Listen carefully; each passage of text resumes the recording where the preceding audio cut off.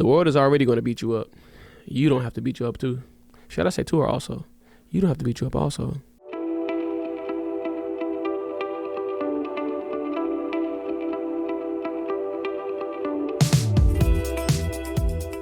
Yes, finally. What's up, family? My name is Don Trail. You are now tuned in to Bridging the Gap, the show where I talk about the connection between your physical and mental health. Before I begin, do me a huge favor, like this video, and subscribe to my channel for more knowledgeable content and more jokes, if I got any. Now, with that being said, today's episode will be about body positivity. And I chose body positivity as my first episode because with so much going on in the world today, and especially with the huge rise and emergence of social media over the past 10, 15 years, I think that everybody should be loving and accepting themselves for who they are. So let's jump right into it. Now, disclaimer, this is my very first time shooting this show, so I do have my notes in front of me. You may see me look down from time to time. My brain just rambles a lot, and I always want to make sure I'm giving you guys the best of me and the best information I can give you, so I have to put my notes down. Thank you. And let's jump right into it. So a little bit about myself. I am an NASM certified personal trainer. NASM just stands for National Academy of Sports and Medicine, and I'm also a mental health advocate. So I just want to put that out there just in case you guys ask me in the comments or you see me in person. Why or what makes you the expert to talk about these things and the connection between them? I'm certified, player. I'm certified. But the first thing I want to do is I want to give you guys a little bit of the origin of body positivity. So there isn't a direct date or direct year about when these things started to come into play as far as body positivity. But in the 60s, they had what was called the Fat Appreciation Movement. And Leave It to America to name it something like that. But it was called the Fat Appreciation Movement. And it was just going against the fat bias in America. One major thing about this movement was that they had a sit-in, which they called a fat-in. And I think it was 1967, in Central Park in New York. That was the 60s. In the 70s, we had the feminist movement, which was just basically giving out narrow beauty standards for women and telling them that their worth was tied to their beauty. So, in other words, the better you look, the more value you had. Between the 90s and the 2000s era, the term body positivity took on a broader topic. It didn't just mean, or it didn't just stand for being fat. It was getting into the lanes of shapes and sizes. 2010s to the present, with the huge emergence of social media and other socials, body positivity garnered widespread attention, especially having huge backings from companies like Dove and Victoria's Secret. A few of the messages being conveyed throughout the body positivity movement were things like the challenging of societal beauty standards, addressing discrimination based on weight, size, and appearance, promoting self-love and acceptance, and encouraging diversity in media and in culture. And throughout the movement of body positivity, there have been a few misconceptions. A few of them are that it was only geared toward women, or it was only geared toward men, or it was only geared toward size, which all are incorrect. It incorporates all, but it's more so about everyone. It's not just women, it's not just men, it's men, women, kids, it's size, it's appearance, it's emotional well-being, it's physical appearance, and it's your mental health as well. So body positivity isn't for a specific person or a specific group, it's for everyone. One of the major components or key points of the body positivity movement or body positivity in general is loving yourself and self-acceptance. As we all know, social media poisons you and has you thinking that everybody you see on these platforms is living a great life. These bodybuilders, they have nothing going wrong with them. These models, they're just flawless. Everybody is living a great life. They have the cars, they have the life that you want. And it's just not like that. And a lot of us, we compare. We go down a rabbit hole. We get on social media. We look at something. We click on it. And we just get to scrolling. And the more we scroll, the more we get in our feelings, the more we're like, man, I don't have that. I don't have this. How can I live the life I want if I'm not able to look this good or drive that car or have that house? And social media is a lot of scripted material. It's scripted. A lot of it is. And we're consumers. What these platforms are trying to do, are they trying to basically sell us a product? They're selling us a product. And of course, they want us to buy this product. So when you see these ads, you see a beautiful model or a huge bodybuilder with muscles, or this model with a nice bod, good glutes. Of course, you're like, I need this product, or I want this product. It'll make my life better. It'll make me feel better. And in most cases, that it may be true. In most cases, it may not be true. But imagine this.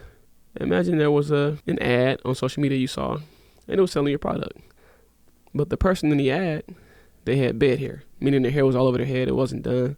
They were out of shape. They had on, let's just say, not appealing clothing. Baggy clothes. There was a coffee stain. Pants were baggy and wrinkled. And they were trying to sell you, let's say, lingerie. Random, but let's say they were selling you lingerie.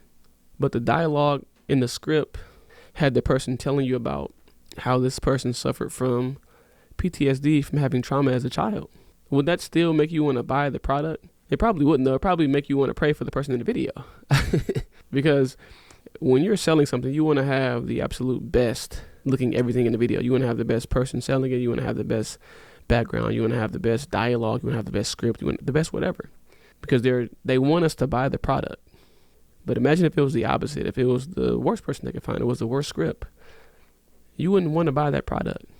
This is a scripted thing, and it's taking away our joy. You have to find the balance between loving your body and working towards your health goals. And one of the things you can do is to give yourself grace. Give yourself grace. Nobody's perfect. We're all working. We're all products that need more work. So don't get down on yourself because you see something and it's not something that's attainable for you. It may be attainable, but you may not be able to attain it at that time. With discipline, consistency, and dedication, you can reach your health goals. 100% sure you can reach your health goals. But through that process, you have to love yourself, because you're going to see things that you may not like during the process. You're going to see some things you like, but you're going to see some parts of your body that you don't like, that you shy away from. The reasons you don't look in the mirror for long, or the reasons you don't go out and hang out with people, or the reason why plenty of reasons why you don't like these parts of your body. But love your body throughout the process. You're going to see cellulite. You're going to see scars. You might see hanging skin. And then it might get to things that you've already had. You might see chipped teeth, scars, receding hairlines. You see me with this hat on? You might not even like your height.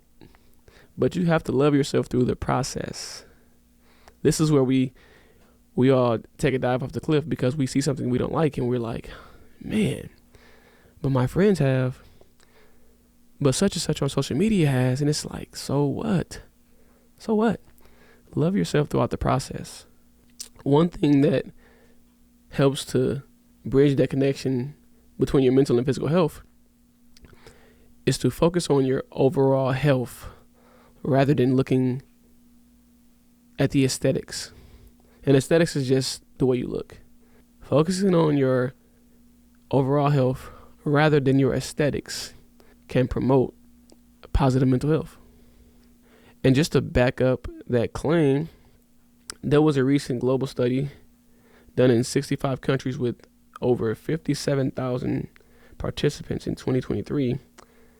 And it highlighted that people with a positive body image report higher levels of psychological well-being and life satisfaction.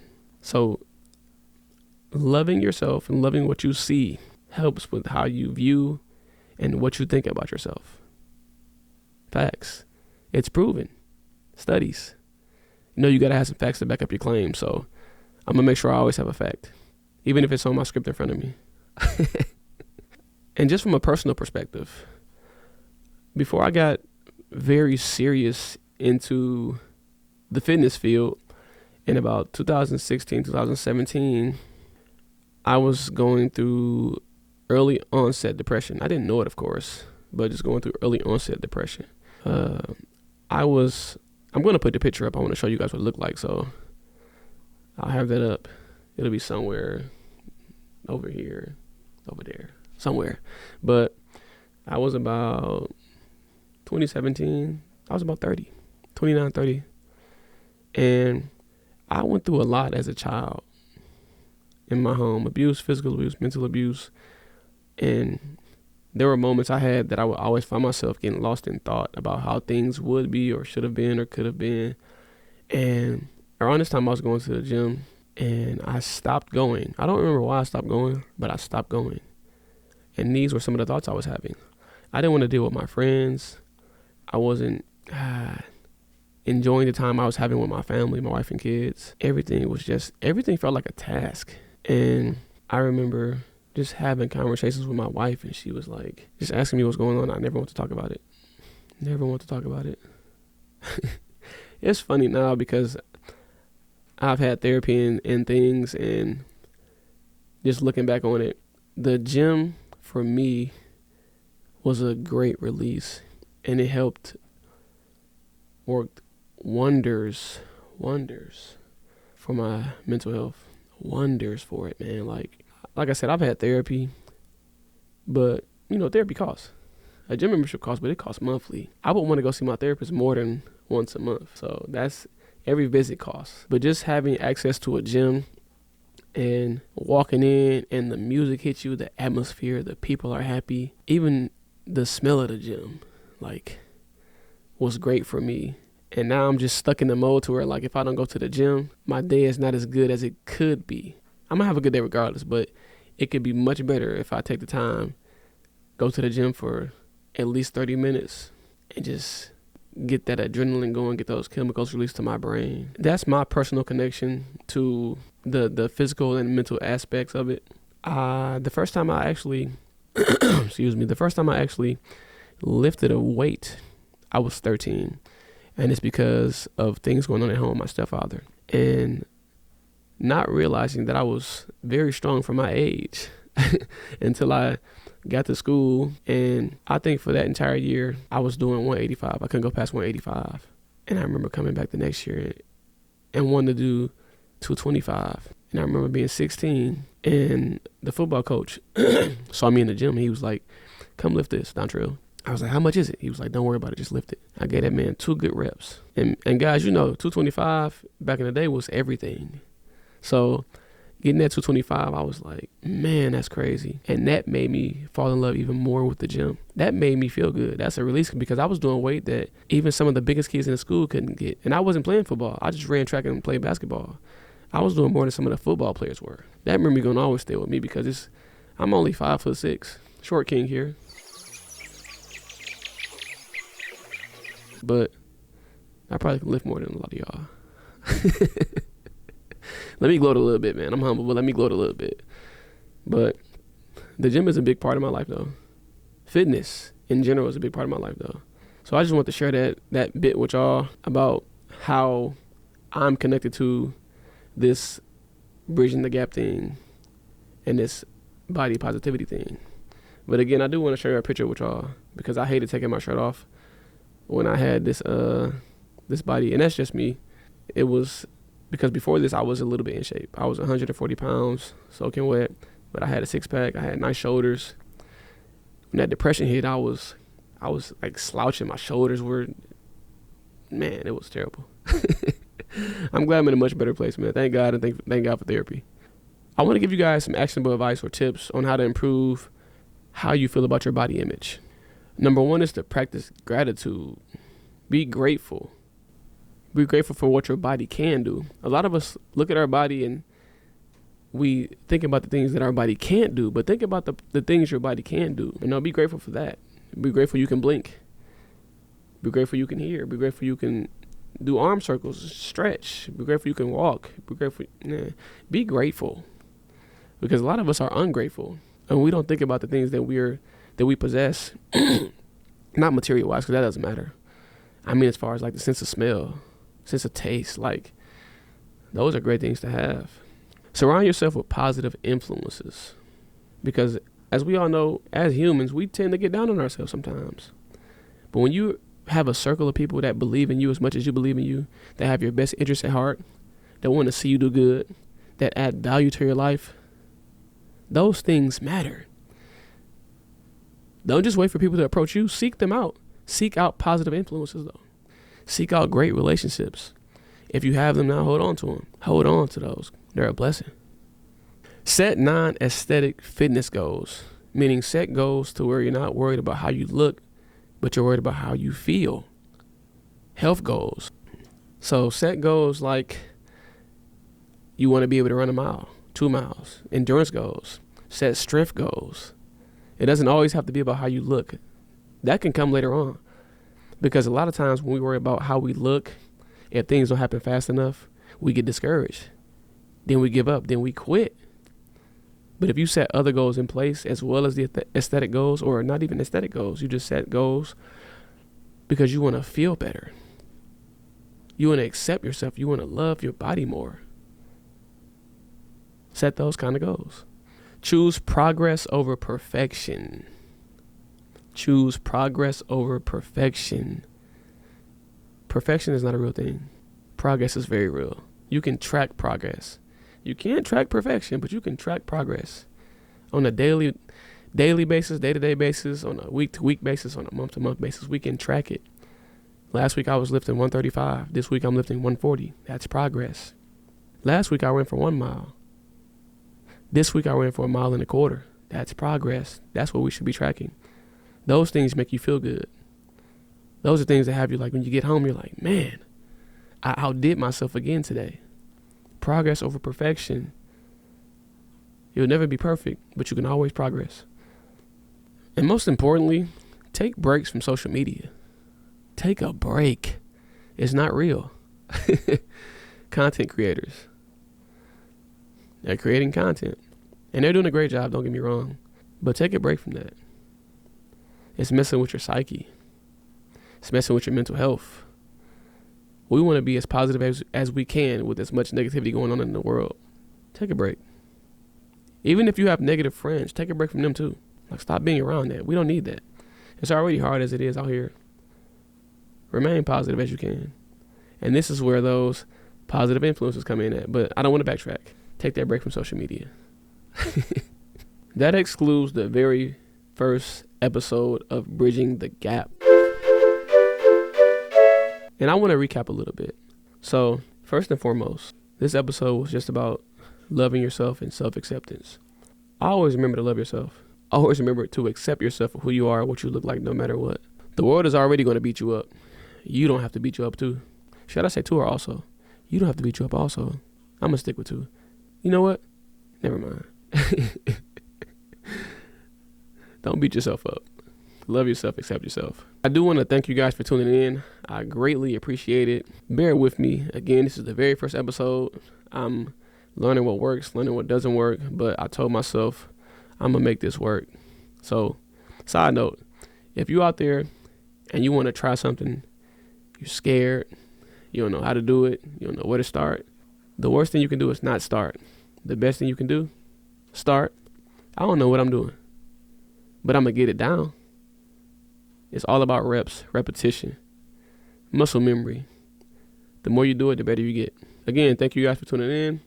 If you have any body positivity stories that you want to share, or any gym stories you want to share that relate to anything I've talked about in this video, drop them in the comments below. I love to hear them. I appreciate you guys. Have a great day, family.